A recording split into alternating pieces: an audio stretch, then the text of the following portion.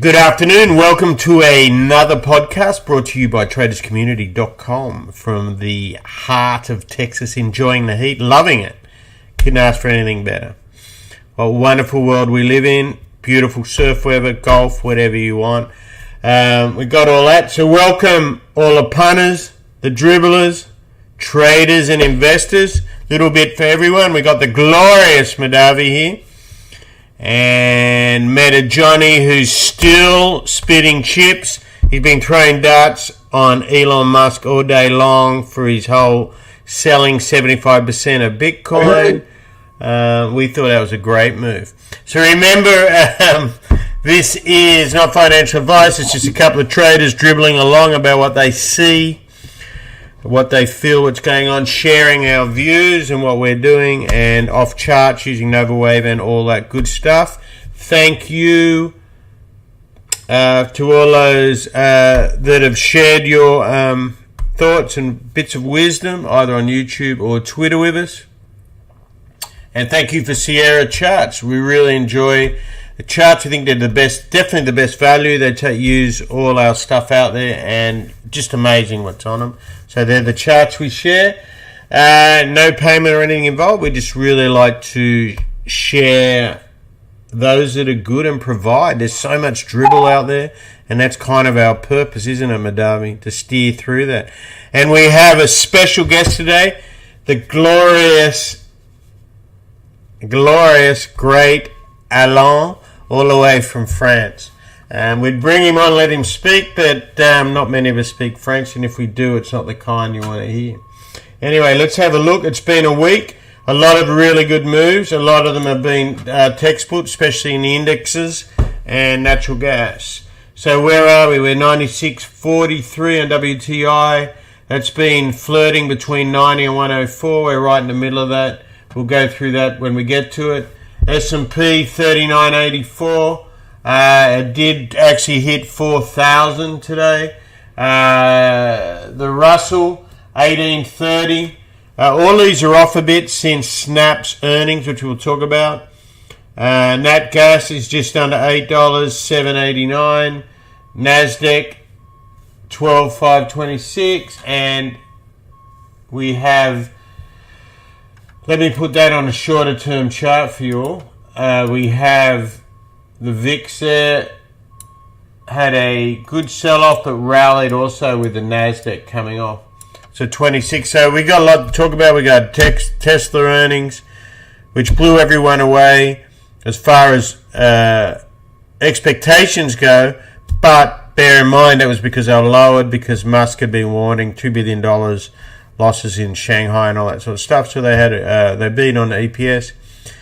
He did say that he sold off 75% of their Bitcoin, so that upset a lot of the hardcore crypto people. Apparently you're not allowed to change your mind despite record, crashes in China and all that stuff, and that's what he said was his reason. Snap, an absolute another just shocking piss-weak performance really by them, and there's a reason why they're one of our DDDs, our dirty dozen, right? The dribbler dirty dozen.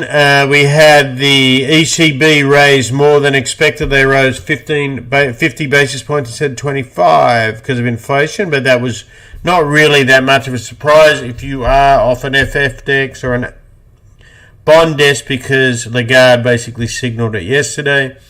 We had the Bank of Japan, no change there as is expected. They did downgrade the GDP number, warning again on COVID and all that sort of stuff. Hurting the world and the high prices, the usual drill.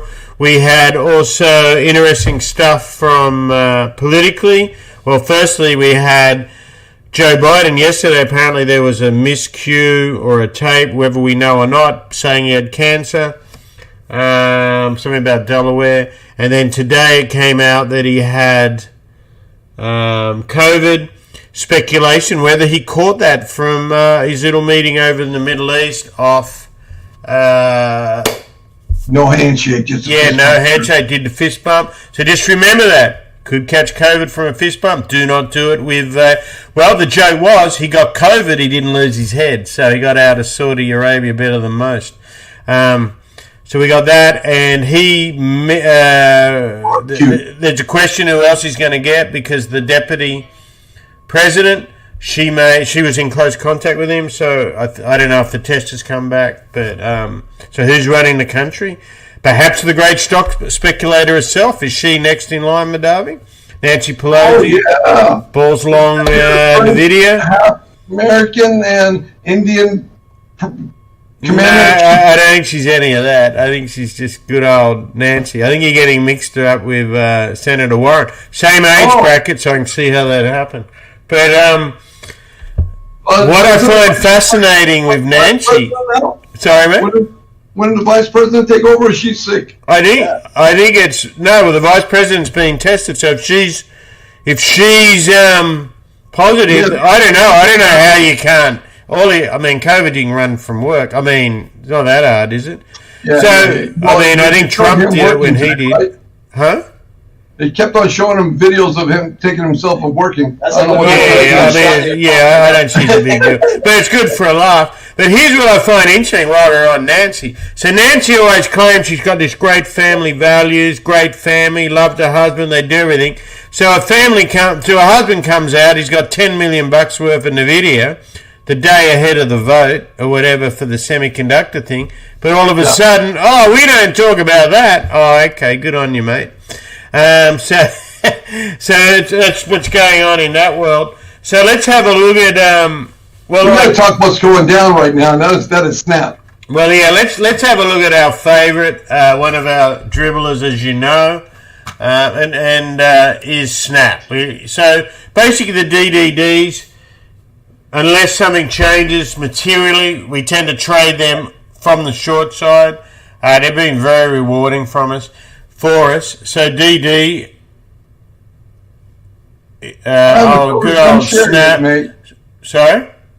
I haven't covered one share yet. Good on you, mate. Good on you. But so that's been a really nice short. We're able to get that right after the number. Let me bring that up. Snap. Crackle, pop goes the weasel. So here's a look at it. So this number drop, you can see the shenanigans went on just before it. It traded up to 710. You might have heard Madavi and myself mention that often the games play that goes on. Now, if it's going to be a dump, often they'll run it up before. If it's going to be a dip, they'll run it down before. That's so the market makers can position themselves, perhaps. But nothing untoward, really. The stock had been rallying, as you can see, for a number of days. The dribblers love it. All they do is just buy en masse. They tend to just buy. The number drops. It was a shocker, as you know. They also gave no guidance, which is good as giving bad guidance. So we were able to get short that between 1580 in the group, 1584. I think was the worst, fortunately. And the best was like 1620, I think. Anyway, straight down. We had one of the punters cover early. He's still gone home, back to bed. A disgraceful performance. From anyway, all jokes aside, there was a little bit of work done here. Let me see if I can get shorter term. There was a little bit of work done here, around $13, and then it came all the way down here. We did try a long play here, around -2.8 for about 40 cents. But you can see that it never bounced. And we have just gone sideways since. So generally, it just shows you how many people are caught on this thing. And it should be up on Trades Community later, I'd assume, a good report on it. But so I'll let Madavi talk about this. This is one of his babies, this one. This is one of the most shocking reports that's come out in a while, right? I don't even understand how this could happen. I can remember 2 earnings ago where they said they're making money, that they're not going to be able to raise money anymore, and that all this great stuff is coming. Next day, they did, if you guys all remember, they did a 1.4 or $1.2 billion raise. Yeah. Ever since then. That was 2 earnings ago or 3 earnings ago. Yeah. This business is on the worst. So at that time, they figured out how to bypass the Apple thing that was coming out. They're the only ones on the street that did it. That was way back when, they all up the top, $70 or $80, right? Yeah, that was 3 earnings ago. Okay, let me look at a longer chart then. Yeah, so, and that's why they rallied, they sink, Then ever since then, this thing's been tanking and really bad. I mean, these numbers just cratered. Either their advertisements were something different, or I don't know, or they just quit. They didn't get the bang for their buck because their Apple thing wasn't that good. They're not advertising much. So I think it's going to. So the wife of the CEO is an Australian. He used to be a supermodel. Actually, there's a story there, but we'll leave that alone.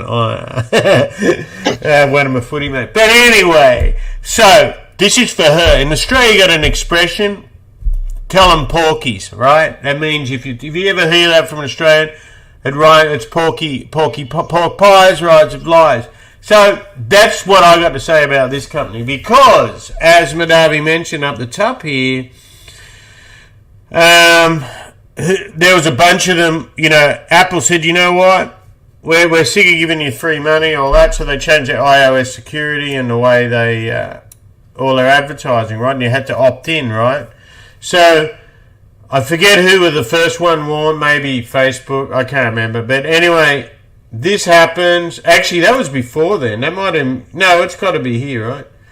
So they all dump on that, so that's back in November last year. Then it rallied. We all know these things rallied. So in here, I think what you're talking about, Madavi, they said they had gotten around that, right? So yeah, they're the only ones better than Facebook and all this. I don't know how they did it. So I'm not exactly sure if that's this pump or this, but anyway, this is I think it was down to like $20 or something, $28, and ran back to 40 after that. Yeah, so that might be this one. So then the next earning comes along. They don't do too bad. We may be a bit out of sequence, but basically you get the gist. Then they came out. It might have been that one, actually. And then they came out and said, you know what? After they said they didn't need money, I think within 24 hours or, give or take, they went and did that raise. They fell down. And this is one of our great trades, actually. Then we rallied, and we'd already designated this as a DDD. So we actually managed to be lucky to be short here. And, and so short, they have earnings. Within 2 weeks, they warned again, and this was just one of those most glorious trades where they gapped down $10. So that's here. We've gone sideways ever since. We worked our way up. Look at this, punters and dribblers. Right, the high was right today, just before it's $17 and change. And then lo and behold, same. You see the pattern every time. So let's go back to the short-term one. It's caused me a lot of nightless sleeps. Right, so but it's you have half a brain and you look at things objectively. Even if you're the biggest bull in the world and you think the stock market should be down here, you still got to look at the sector and what are dogs, and it's a bear market. Who makes money, who doesn't? Even if we're coming out of a bear market, it comes down to quality. And there's a reason we don't. We got to have a bit of fun here, but we also try to guide people to what legitimate, right? The ultimate lesson, even a piece of shit stock could take you out before it comes back. And that's what this stock did to me at one time. So that's why you're very mindful of the overall market. That's why we use charts, and you watch the crowd. But basically, you don't have to be long a stock. I'll give you a tip. None of us were long this stock for this run up. We just wait and wait and wait. We weren't short into it either because it's been in a bullish swing in the market. We'll talk about that when we get to it. But as soon as that dropped, you got it as quickly as you could, right? Bang.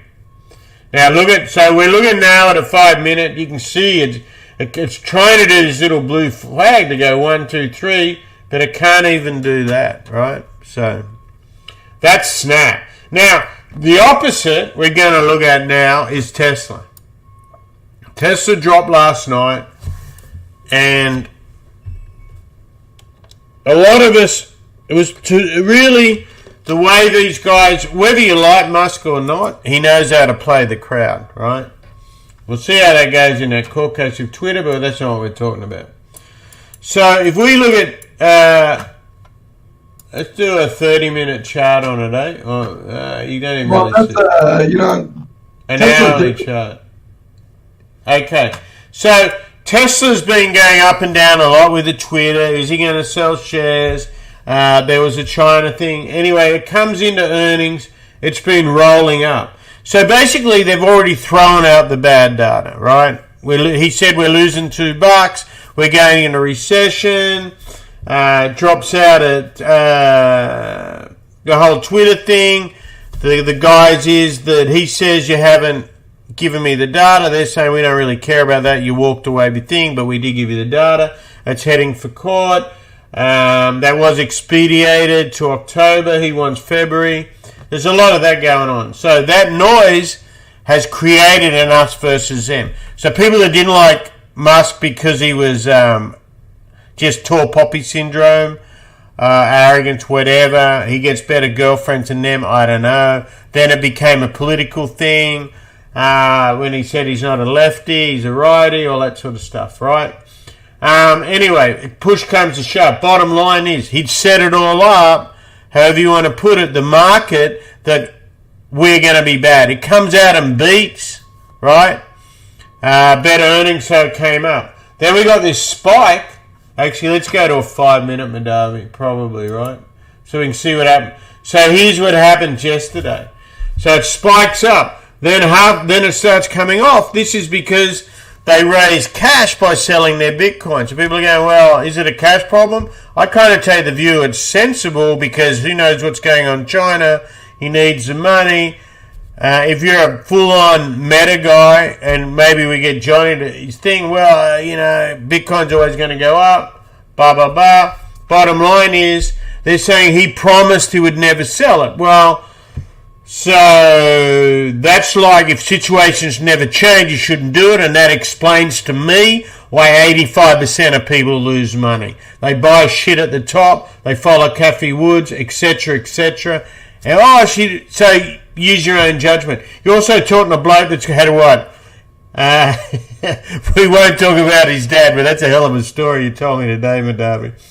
But you got to rely on common sense and all that in markets trading. Anyway, don't base your thing on emotions.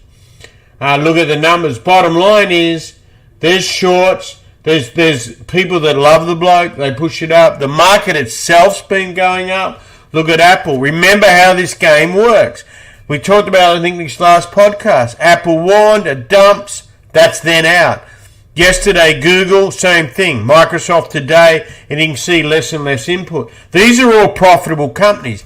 Compare them to Snap. Doesn't make money. History of telling fibs, etc., right? So we rallied up on that.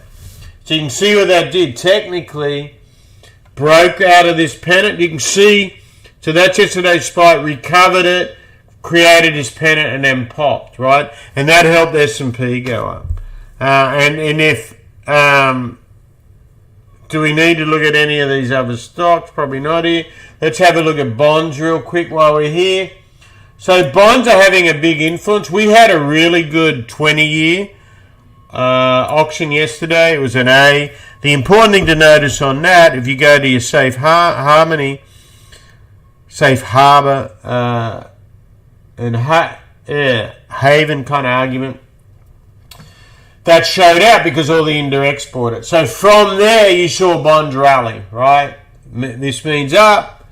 Yield is when it goes down, right? So that's it. And the other thing, you're seeing gold give no safe harbor whatsoever, right? Here's gold. Even with the dollar reversing, inflation through the roof, this barely got it did get some love at some stage today, but look at that. That's a weekly chart. So you've seen copper just get wrecked. All these things trade technically perfect, right? Look at this.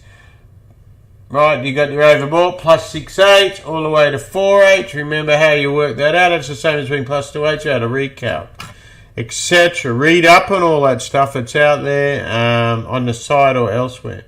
Okay, let's look at S&P. S&P has been trading clinically. If you recall last time, it got back into this. last week, and it got over the tank and did this beautiful spit, right, and up through the 50, and here we go, right, and this is what's happening.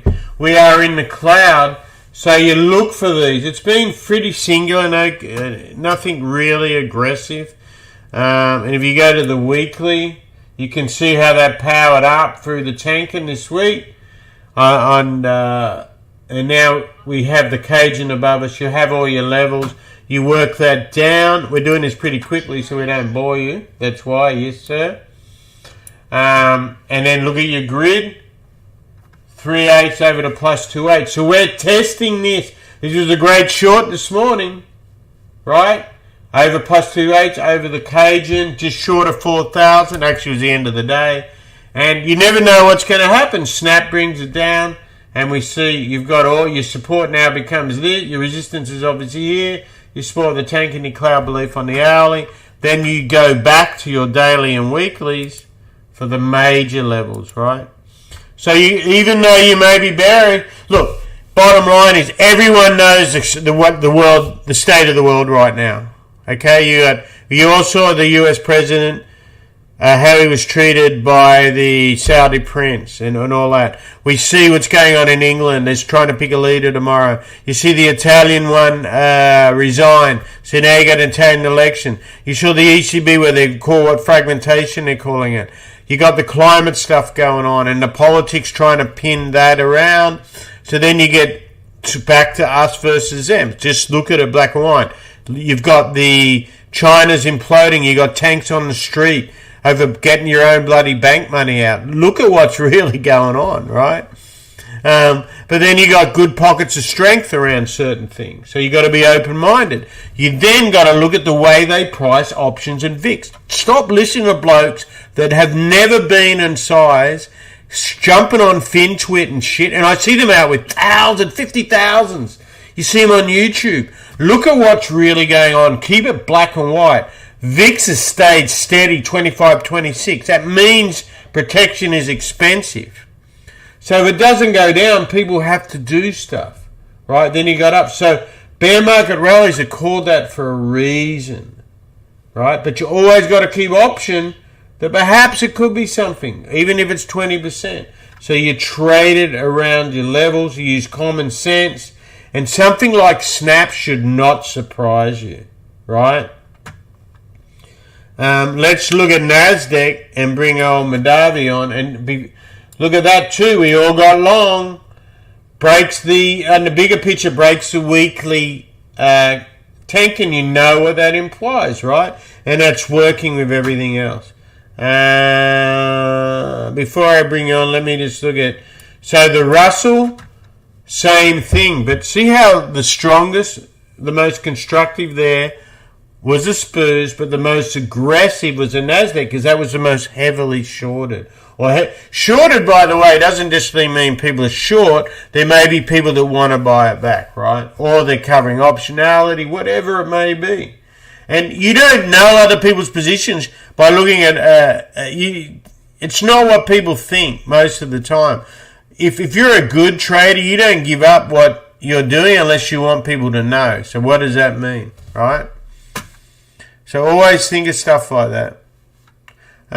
So let's have a look at, so there's your levels, and all these are on the site. These come out weekly. You can see here you got your weekly Cajun, but look how far away this thing really is from people. That gives you an idea how much people are under the water on all this. Okay, Nasdaq. Let's have a look at a daily Nasdaq, Madawi. You there, mate? Yeah, right here. Okay, here's your daily. So it's had this stay, and see it's in a wedge, which is a corrective pattern. So what's our thoughts on Nasdaq? This is our 1, 2, 3 straight days up, I think. And looking soft here with Snap. Snap's kind of throwing it under the, what's the word? Yeah. Well, this was a hell of a rally. We rallied, I'm upstairs. 1,000 points, over 1,000 points. 1,200 for 1,500 points from the low. Yeah, so I mean, I didn't think it would get this high, but it's a nice short covering rally. But I think with some of these economic news and everything coming out, I think we could turn around from here. It was some nice longs. You could have both long today. Made a little bit on that, but I'm still overall, I'm still on the bearish side because I'm still holding shorts on this.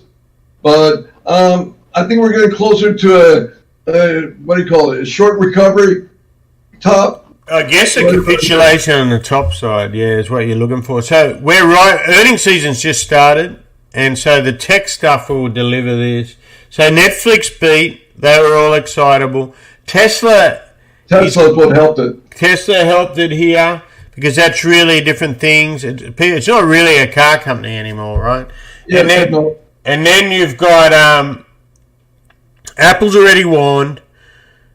Google's warned and Microsoft warned. As far as hiring, right? A Nasdaq trader is getting pretty much more than me now. Johnny's not going to Meta Nasdaq. Yeah, we might have to change. We have to work on that. So Johnny, what do you think? Let's see what Johnny thinks. He's been trading more than I have NQs lately. Yeah, what do you think there, Meta? Well, definitely it was in a downward trend, and Davy and I have a patented way of going through after hours. Patented? I didn't realize you got the lawyers involved. Damn. Our secrets, but it has been breaking. Almost like algos have changed a little bit. That one huge day where all of a sudden you're back on, the world was great again. There was no. World's always great, mate. Always the dangers. Great. So ever since then, it's like there have been some changes in the way that the market's reacting after hours, and it could be because of earnings and the Fed reporting, and of course Europe. But the upside is almost like algos have changed a little bit. The higher we went huge, the more we've got room to not stay in the middle. Because when you're in the middle is when you can get caught, where it can go down, it can go up, and you really have to rely on your Murray math and the different. I wouldn't say the algos have changed. I think they're picking up the same thing. I mean, human weakness, human frailty, right? Traders, they see the buying. I think they picked up the pattern that's been happening. That's been working for us pretty good. I got what you're saying. So now they're basically clipping offers rather than hitting bids. Yeah. Basically, yeah, a little bit more than the pattern that we used has been working for us, and then pattern seems to not to work as well as it did. Yeah. You're talking about the reopening and all that. I mean, yeah, I got you. I was on the totally wrong side of the whole thing. Johnny side than I was, but until last trade. I see. I get what you're talking about. I'll talk about the overall scheme of thing. So the important thing, punters and dribble, is about an overweight. It's based on maths. Basically, all the maths. Different people, and then herd mentality. So that's what it's measuring. So that's why it works, and you see it all. We do it all way before weeks out. No dribble. We don't change the crap. We actually have been in the fire of massive deaths and all that. So we're familiar with the whole thing, and we don't. Oh, if it does this, if it does. So you can see pretty cleanly what it does. An important thing at the end of the day is if you are a trader or an investor or whatever you are, a punter, you're against different time. You got to be aware of your timeline. You're trading against someone, investing against someone, whatever it is, and that's why you got to have no emotion, no ego, and that'll get you into sync with these things. I mean, I really can't be on too much of that Finch wit, but unfortunately, some of these they recommending it to be the same. And you're just like, how do people fall for it? It just goes on. I guess some of them just like hearing their own voice, and people like that. I don't know. So be aware of that. But what it does tell you is the crowd mentality, right? Because they're just it's like sheep, right? You always, if you're anyone from Australia, New Zealand, or Colorado, you've been around sheep. There's always a leader, right? He's the one who gets his throat cut last. Anyway, one thing about the charts helping is the charts give you, and like you say, you got to work backwards. You really do, because you get the overall and start narrowing in. And I've been noticing. Well, patterns, right? The reason why we talk about sheep is that's what the herd's like. Let me talk for just a minute, because when you start weekly, daily, and work your way in, you don't want to get so close that you're not really seeing what's happening. So when you start seeing all that, it's really trying to piece it together. But when you look sometimes and you're in a kind of a pattern, and then you start seeing, like as you see on the daily and weekly, how the green is starting to pull away from the Cajun and go in an upward direction. It's like recognizing those things to get directionality when we've been used to going kind of one way. We've been kind of almost used to going in a downward trend with a few ups here and there, but it's almost like there's some happening. I don't know how we're getting so hopeful about the future when it's going to get. Well, firstly, you're trading a stock market. Some really good points here. You're trading a stock market is not the economy. That's right. Exactly. It's just a herd of people, right? Exactly right. That's why I use the crowd mentality. That's why if you actually understand Elliott or Gann, it really works. I laugh at people that are all automated and they make fun of shit. So firstly, really good math systems. Maths is what works it out. W.D. Gann said as simple as this. There's only 3 rules, right? And remember, he came up with all the math system that's basically all these algorithms that they think they're unique and they try to flog them to people. He's the guy that recognized repetition, Fibonacci and all that, basically him and Madrilot, right? Way back when. He said there's 3 rules: discipline, discipline, and discipline. And he said, if I can teach you all to make money, but 85% of you will lose on a good day because your ego, you don't listen, you don't learn. You got to know when not to trade and all that sort of thing. And you can't make money all the time, right? And you got to be aware of that. But it's a process, and it's all psychology. It's all, Sorry, mate. Know when to fold them and know when to walk away. Right. Yeah. I mean, the great man himself, Kenny Rogers, right? Yeah. But stuff as simple as that. It's all the reason I say. Every bloke I've seen do good, I shouldn't say every bloke, but most people I've seen good, they're hard. You're hard. You become hard. Every great trader, and I'm talking big traders, has all pretty well lost it all. Knows what that feels like and comes back for it.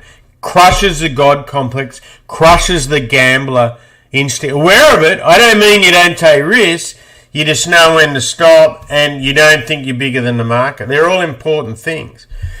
And so the great con is that anyone can do this. You see books, you see Kramer. How many people has Kramer cost money, allegedly, to people? You just watch the predictions. But he's just repeating what he hears and what everyone thinks. See, it's a cycle.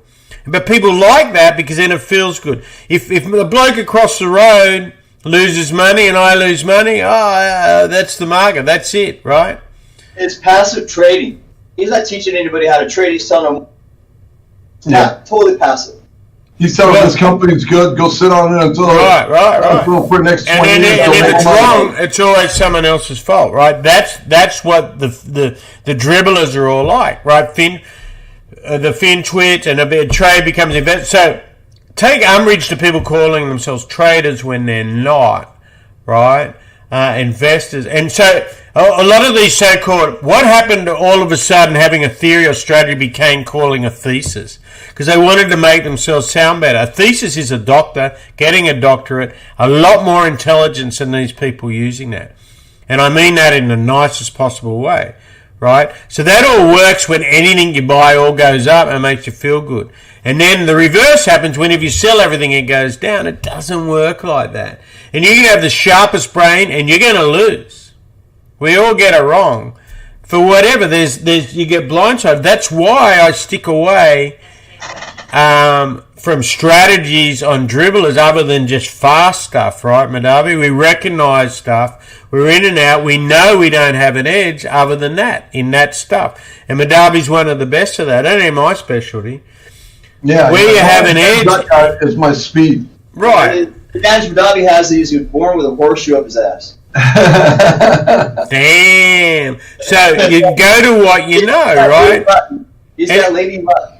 And so, but every time, luck won't last for a short amount of time, right, mate? But the old martingale principle. But when you got skill and you got luck, you're a double threat. That's neat. So luck's a very temporary thing. And I got an Irish grandmother, and I'm saying that. So anyway, we got off track there. Thanks, Johnny. What the freak were we? So anyway, it takes a long time to learn it all, and you share it, and that's what we try to pass on, because we see all these people that try to reinvent themselves. They're all bullish, they're all bearish, talking about stuff that takes years, 10s, 20s, of actually trading and doing it. Or you totally specialise in it, right? There's Adam, a bloke that I've come to know over the years, who, as a part-timer, developed what works for him on S&P. And I'll put it in the notes. Great trade, and he's developed and knows what he's good at, keeps it simple, and just kills it. Right? So you can do it that way, become really specialist, really disciplined. He's really disciplined in his work in real life, right? And enjoys it and keeps it. Initially, how it gets you there. So you don't want to spread yourself so much. You want to be centered and understand and find out what you're good at. Stocks have a personality. Futures have a personality. That'll fit in with you or it won't. There's some stocks I'll never get the hang of, right? Because they're totally against every rule. I got it. Some people love that. They do it. And so horses for courses, right? So just don't, if you're not doing good at something, look at why you're not. Do it. You should write down what you're doing, etc., etc. All this stuff. And so at the end of the day, technical analysis gives you rules, gives you discipline. And if you can read it, it's all numbers, right? Is how I look at it. And just be wary of those. And it shouldn't change too much, like the weekly and daily. That's why we do the weeklies. It shouldn't change too much. Anyway, that's Naz. And thanks, Johnny. Anything else on that you want to share? Here, I just want to look at Revlon real quick.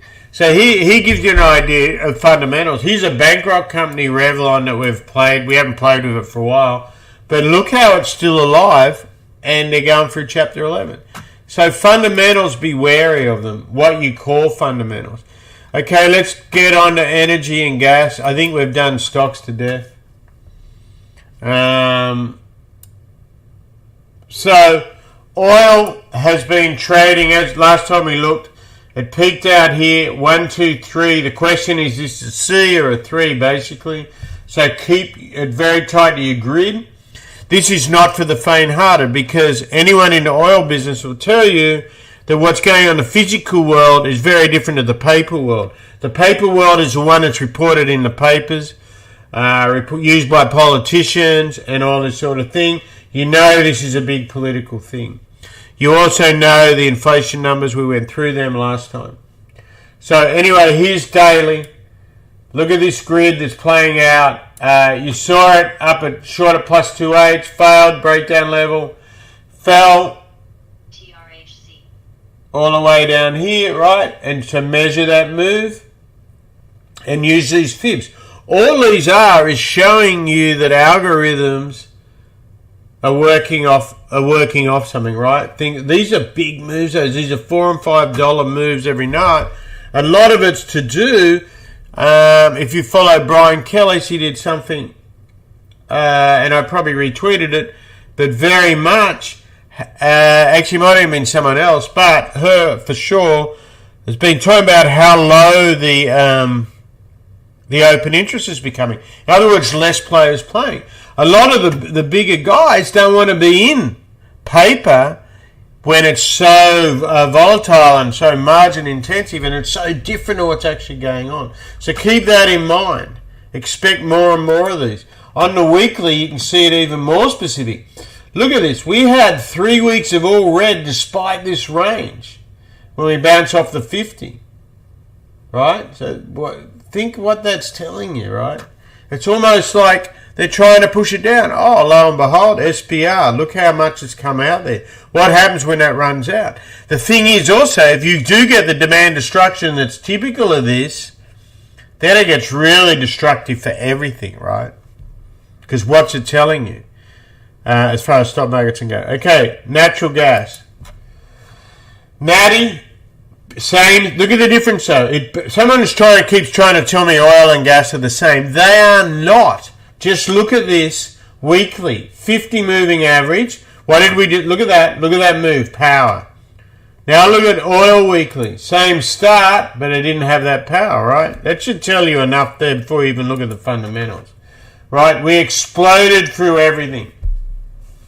Look at the move, 3/8, 6/8. But look what we got. You knew here when we got so over the Chico what that entails, right? So then you go to the weekly, just work them down as Johnny was talking about Nasdaq.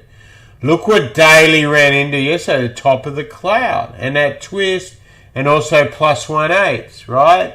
Off 1/8. Look how big that is. That first correction was an 8, and it overshot here. Now this is a manic market run by fear as well. Same situation, except this one you got the big unknown going on with Europe. You got old Putin. You know my thoughts on that bloke. But that's putting scares in there. Then you got real inept stuff going on in Europe. You've got the Germans in the pickle the way they are. You got England doesn't have a leader. Italy doesn't have a leader. These are some of the biggest economies in the world. So they're affecting economy and this. It's all logical if you want it to be. Be sensible. Don't be scared by all this. And, you know, think for yourself. Here's a 240 on oil. Right? Look on the 240 what it's doing. 90, 104, and it's in the mean of that. But look how at each one of these levels, look what goes on, right? And look how many breaks are false, right? Look at this, look at this, look at this. That tells you the speculators getting dumped in and out more than anything to me. You know, there's something going on the roll, on the pinnacle, on hedge rolls and stuff like that. Okay, Bitcoin, let's have a quick look at this. So basically that bounced hard, you can see down here, all the way to 24. It come out with the whole Musk thing. Yes, you can blame it, whatever. This is just a purely speculative instrument. Not much more you need to know about that. Let's be real, right? It's a very good indicator of that. There's been a big change, of course, with what's going on with that and Ethereum. Remember, Ethereum's changing, and when then that's all done, that becomes almost 100% energy, green energy rather than fossil. We'll see if it plays out, but still they have to convince the value of a totally speculative instrument with no solid base to those that don't believe it, right? So that's what's going on there. I think we looked at gold. Yep. I think we've done everything there. If I haven't, I apologize. Thank you for joining us. Any questions, shoot it out if you want us to look at anything.